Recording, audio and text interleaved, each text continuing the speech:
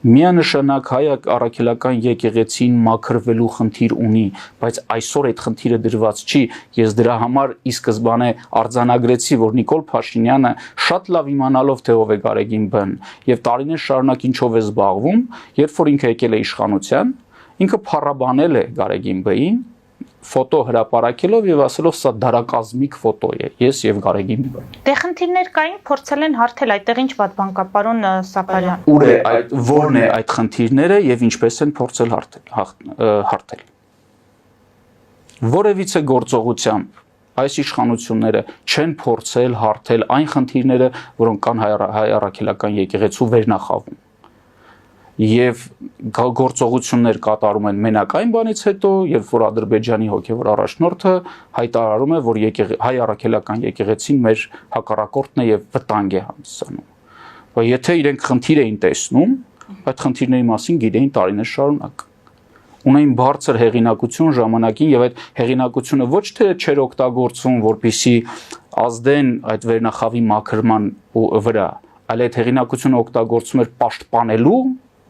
հոգևոր դասի վերնախավին, որովհետև փորձում էին նաև եկեղեցին իրենք օգտագործել, ինչպես օգտագործում էր նախկին իշխանությունը։ Ամփոփելով կաթողիկոսին փաստորեն հեռացնելու որևէ հնարավորություն չկա, կամ Փաշինյանի այդ համակարգող խմբի ձևավորումը, որով նա առաջարկում է քաղաքացիներին։ Ձևավորումը դա հերթական անհեթեթությունն է։ Ինչ վերաբերվում է իշխանությունները ռեժիմը կարող են արդյոք հեռացնել Գարեգին Բ-ին, համոզված եմ, որ իրանք ունեն բազմաթիվ կոմպրոմատներ հավաքած Գարեգին Բ-ի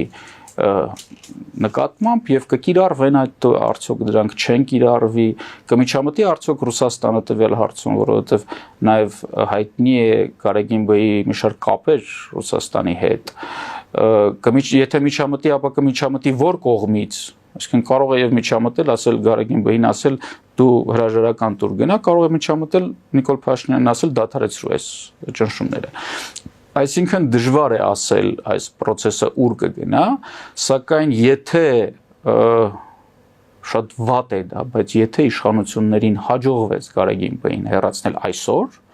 ապա դա եւս մի քայլով կթուլացնի Հայաստանի Հանրապետությունը, կթուլացնի հայ առաքելական եկեղեցու միջազգային հեղինակությունը։